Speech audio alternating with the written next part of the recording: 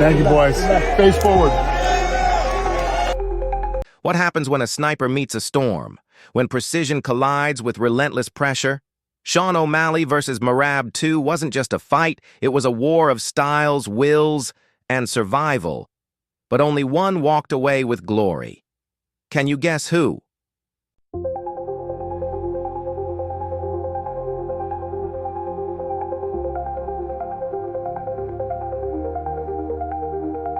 O'Malley, the UFC's flashy knockout artist with laser-sharp timing, riding high after a highlight reel win.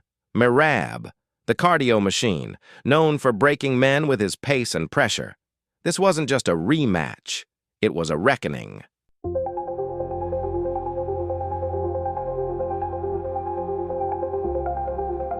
O'Malley started like a ghost, darting in and out, peppering Merab with crisp jabs and signature feints. Every strike looked effortless. The crowd buzzed with anticipation. Was this another vintage Sugar Show performance? But Merab didn't flinch. He wore the shots, gritted his teeth, and then came forward like a freight train.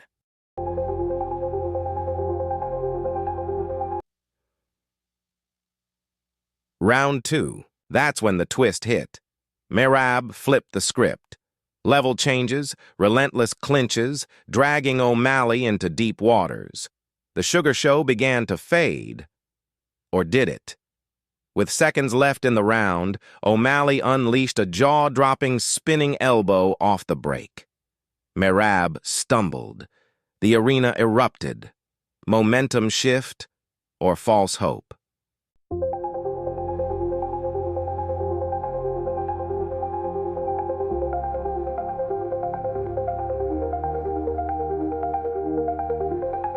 Round 3. Merab smelled blood. Not his, but O'Malley's gas tank. He went into berserker mode, slamming takedown after takedown. O'Malley's crisp counters turned into desperate sprawls. The sniper had met the storm, and the storm was winning. But O'Malley, beaten, bloodied, and barely standing, refused to break. In the final 30 seconds, he lit up the cage with a last-ditch combo from hell, wobbling Merab and leaving everyone gasping. The bell rang. Both men raised their hands. The judges had their say. Split decision, and the winner, O'Malley. Did the judges get it right? Did Merab run out of magic? Or did O'Malley finally prove he's the uncrowned king? Was this truly the end of Merab? Drop your thoughts in the comments. Want more fight breakdowns, post-fight reactions, and exclusive UFC content? Subscribe now and never miss the next war inside the octagon.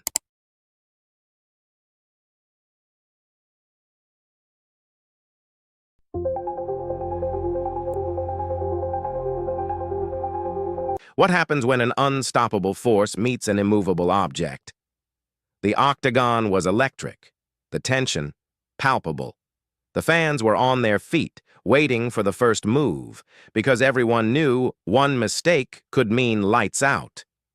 Alex Pereira, the knockout artist, stood poised, his cold, calculating eyes locked onto Magomed Ankalaev, a master tactician with ice in his veins.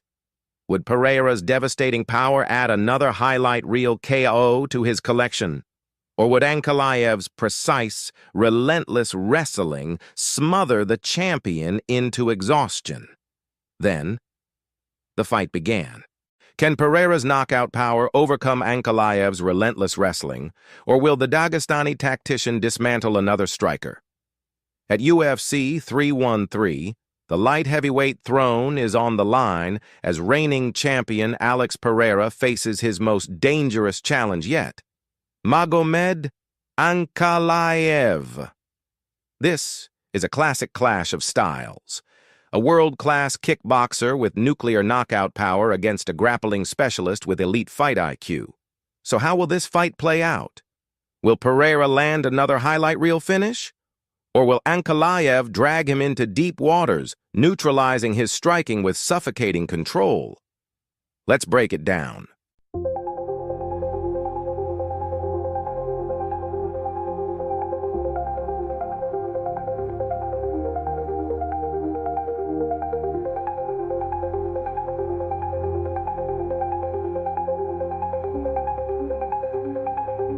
Strengths.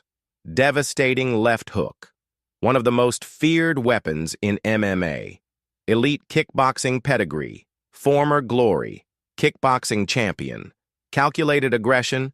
Doesn't throw wild shots. Every strike has purpose. Improved takedown defense. Training under Glover Teixeira has added layers to his game. Weaknesses. Ground game still a concern.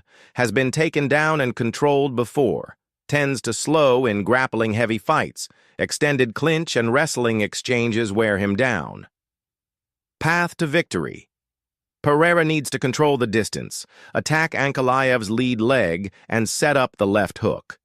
If he can keep it standing, his precision and knockout power could end the fight in an instant.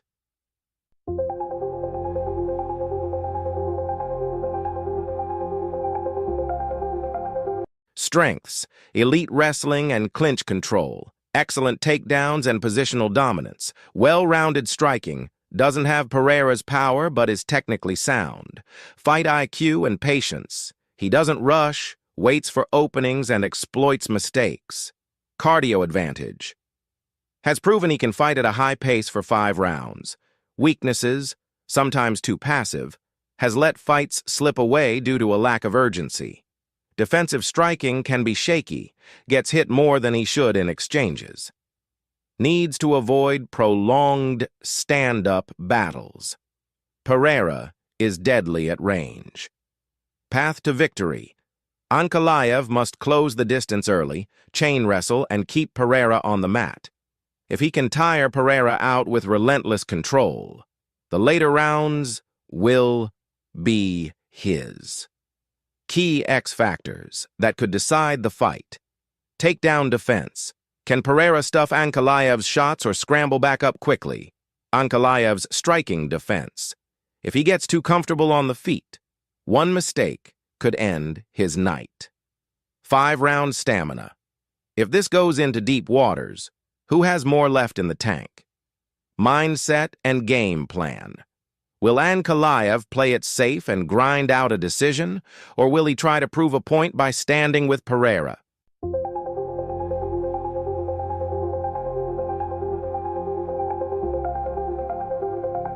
This fight is a coin flip because each fighter holds the key to the other's downfall. If Pereira can keep it standing, he likely lands the KO shot at some point. But if Ankalaev imposes his grappling early and often, he could grind out a decision or even force a late stoppage. Official prediction: Magomed Ankalaev by decision, 48-47, 49-46. But if Pereira lands clean, all predictions go out the window. What's your prediction? Does Pereira add another devastating KO to his highlight reel? Can Ankalaev drag him into the trenches and break him? Will this be a one-sided fight or an all-time classic? Drop your thoughts in the comments. And if you love high-level fight analysis, make sure to subscribe for more breakdowns, predictions, and post-fight reactions.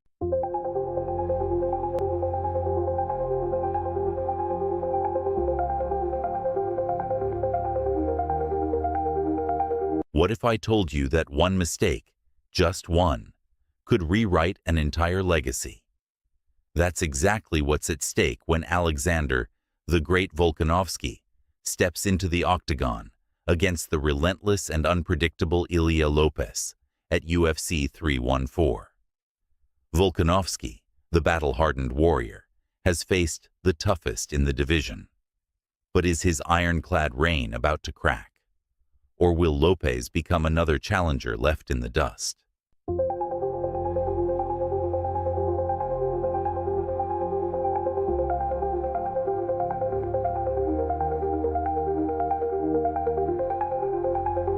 Alexander Volkanovski, the Aussie powerhouse, a former rugby player turned UFC legend. His durability, relentless pace, and high fight IQ have made him one of the greatest featherweights in history. But let's be real. We've seen him tested. The wars with Holloway, the near submission against Ortega, the knockout loss to Makhachev. Are we witnessing the beginning of his decline?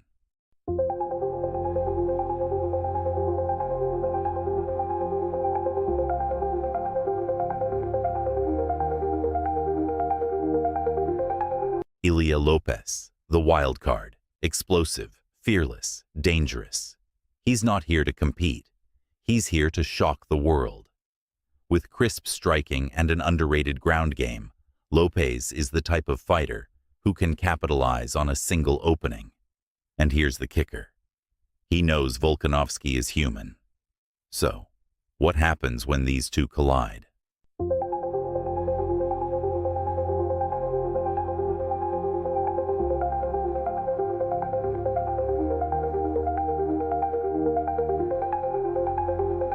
Volkanovski's precision is unmatched, but Lopez thrives in chaos.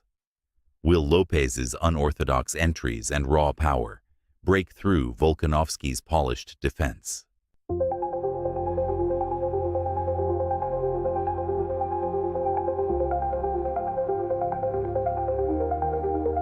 Lopez has a slick ground game, but can he survive Volkanovski's relentless pace and suffocating top control?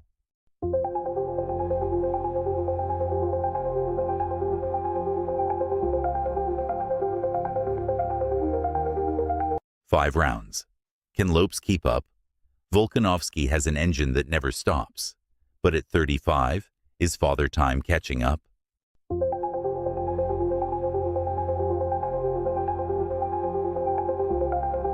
Here's the real twist. This isn't just about a title fight. This is about legacy. If Volkanovski dominates, his name is cemented as one of the greatest. But if Lopez pulls off the upset, we might be witnessing the birth of a new king. The pressure is on. Will Volkanovski prove he still rules the featherweight division, or is Lopez about to shock the world?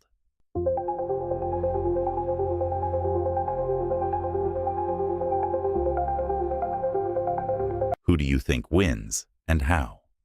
Is Volkanovski still the best, or is a new era beginning? Drop your predictions in the comments, and don't forget to subscribe for more fight breakdowns and exclusive UFC content.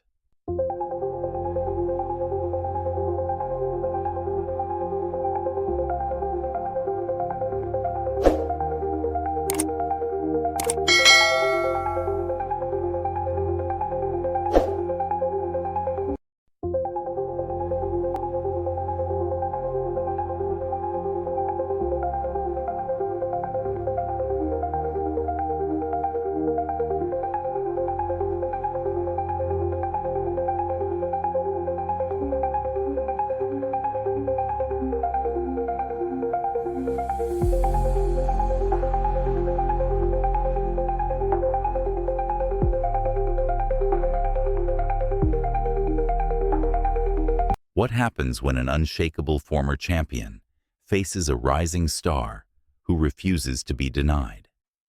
Will this be the night Moreno reclaims his throne, or is Erceg about to shock the world?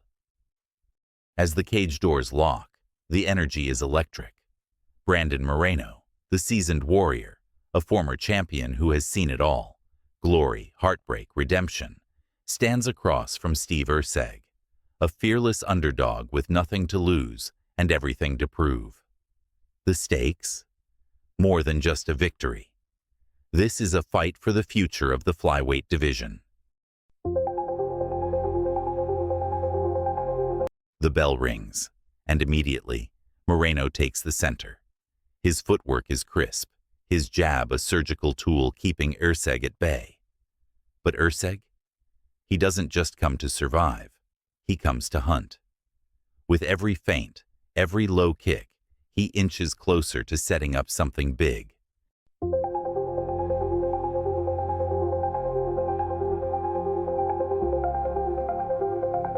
Boom!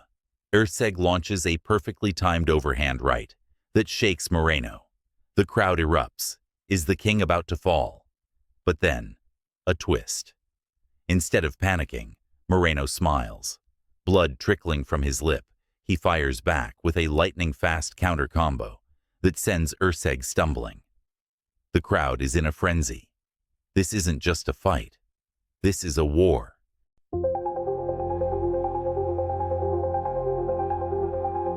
Erceg knows he needs to change the pace. He shoots in for a takedown, wraps around Moreno's waist, and drags him to the canvas. This is dangerous territory for Moreno. Erceg is relentless, searching for a submission. Could this be the moment the underdog steals the show? But Moreno refuses to be broken. With incredible composure, he reverses position, escaping the danger and turning the tide. He postures up, elbows raining down. Is Erceg fading? Suddenly, controversy strikes. The referee steps in to warn Moreno for an alleged illegal strike. Was it a mistake? Did the ref just rob him of a finish? The arena erupts in debate, and the fight goes on.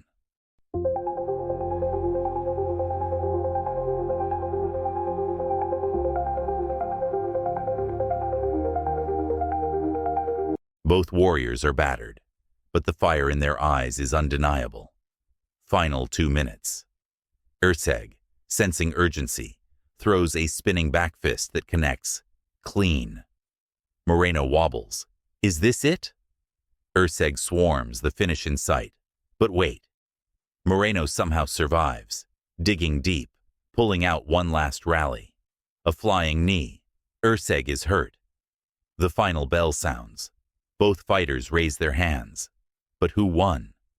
Did the rising star dethrone the former champion? Or did Moreno prove why he's still one of the best flyweights on the planet? The verdict, controversy, debate, and the future of the flyweight division. The judges hand in their scorecards. And the result is... What do you think? Was this Moreno's toughest fight yet?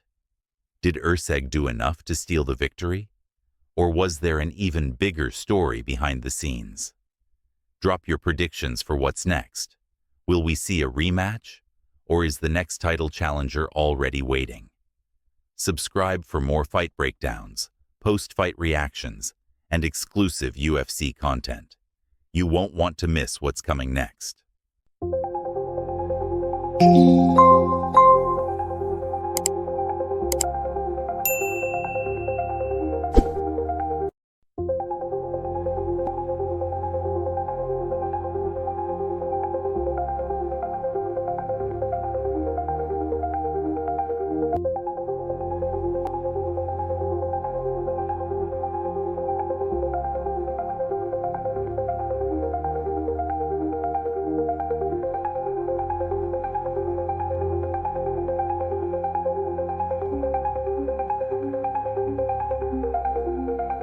What happens when an unstoppable force meets an immovable object? When Ilia Topuria, the undefeated wrecking machine, collides with Charles Oliveira, the most dangerous submission artist in UFC history? Will the young lion rise, or will the seasoned warrior remind the world why he was the champion? Buckle up, because this fight is about to get wild.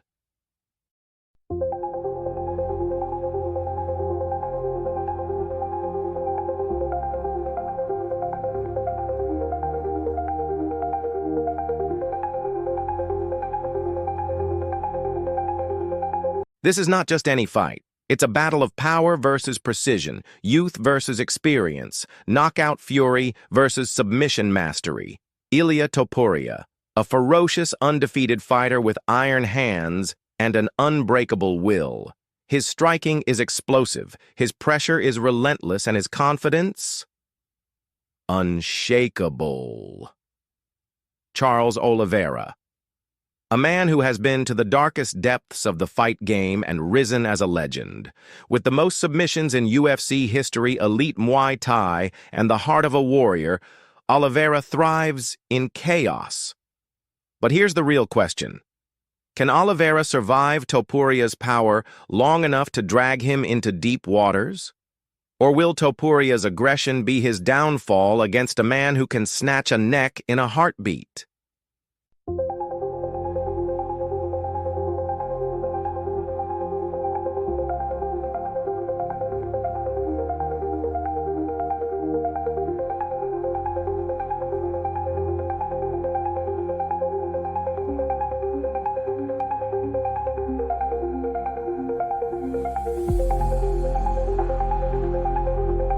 As the fight begins, Topuria will do what he does best: walk Oliveira down, cut off the cage, and throw bombs. His hooks are lethal, and one clean shot could put anyone's lights out. But here's the twist. Oliveira thrives in firefights. If Topuria gets reckless, Oliveira will happily trade and pull him into the clinch for knees, elbows, or even drag him to the mat. And once you're on the ground with deux broncs, good luck escaping.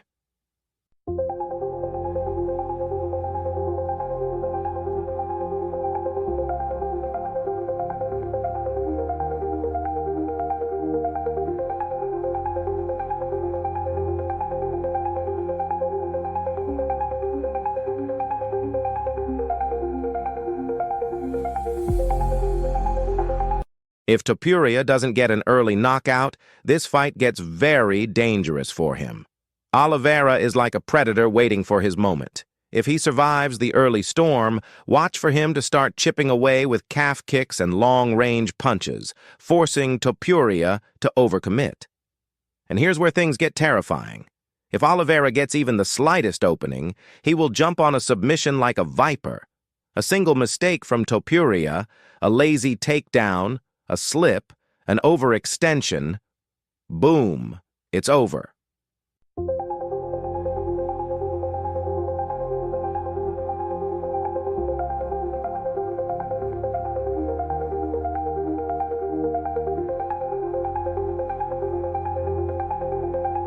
Imagine this. Topuria lands a huge right hand. Oliveira stumbles, but instead of falling, he shoots for a lightning-fast takedown. The crowd roars as Oliveira drags him down, instantly locking in a triangle choke. Is this the end? Topuria struggles. The tension is unbearable. Then, with a roar, he lifts Oliveira and slams him to escape. The crowd explodes. But wait. Oliveira switches to an armbar mid-air. Topuria is trapped. Will Topuria break free? Or is this the moment Oliveira reminds the world why he's still one of the greatest? This fight is unpredictable. Can Topuria's power be too much for Oliveira's chin? Or will deux Bronx's legendary ground game force the young contender to tap? Drop your predictions in the comments. Who takes the win, the young powerhouse or the battle-tested legend? Subscribe now for more fight breakdowns, post-fight reactions, and exclusive UFC content.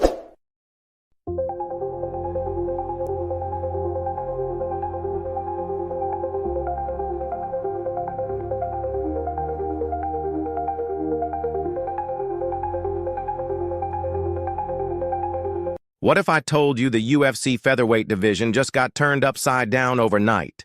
What if the reigning champion, undefeated, dominant, and on top of the world, suddenly walked away from the throne without a fight?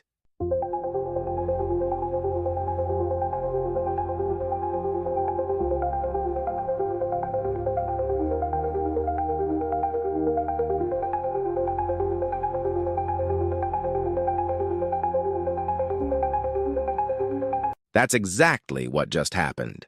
Ilia Topuria, the man who dismantled Alexander Volkanovski and made history as the UFC's featherweight champion, has vacated his title.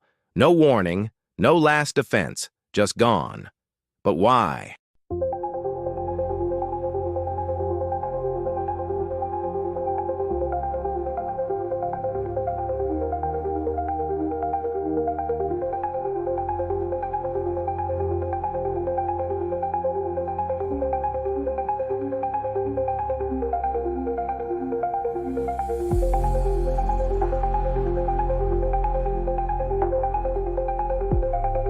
Some say Topuria is making the biggest power move of his career, eyeing lightweight gold to chase legacy over longevity. Others claim he's escaping an inevitable rematch with Volkanovski.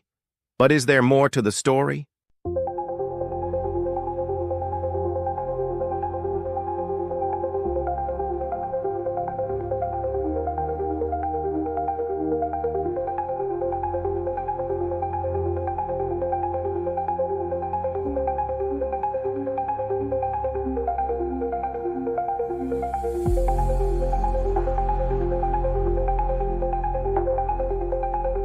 Rumors are swirling. Was this a strategic exit to set up an even bigger money fight? Could UFC politics be at play? Or did Topuria see something in the division that made him walk away before the walls closed in?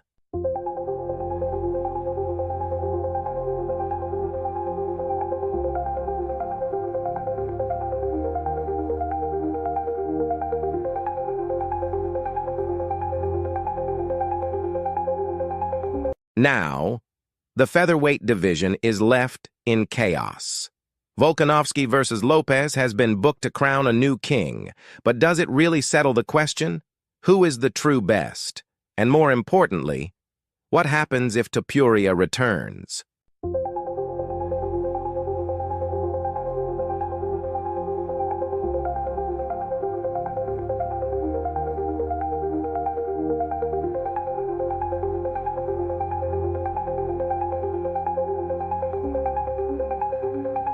This isn't just about one belt. It's about the future of two divisions. Did Topuria just outplay the entire UFC, or did he make a move he'll regret? Drop your thoughts in the comments. Was this genius or a mistake? And if you want to stay ahead of the biggest UFC shocks, hit that subscribe button now.